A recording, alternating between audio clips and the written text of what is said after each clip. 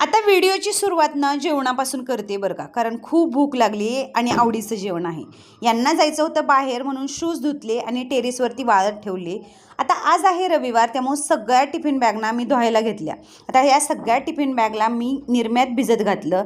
आता तुम्हाला आठवतं का, आपल्या लहानपणी एक निरमा पावडर होती, ती आत्ताही आहे पण जास्त यूज होत नाही. पण आम्हाला ना या कुठल्याही पावडरीला निरमाच म्हणायची सवय लागली, त्यामुळे सगळ्या पिशव्या निरम्यात घातल्या. 5 वाजेपर्यंत छान झोप काढली आणि नंतर छान असा चहा ठेवला. आता चहाबरोबर मला एक तरी बिस्किट खायला लागतं, त्यामुळे एक बिस्किट खाल्लं. उरलेला चहा छान असा एन्जॉय केला. संध्याकाळच्या वेळी मात्र गावात जायचं होतं, कारण काही ब्लाऊज पीसेस आणायचे होते.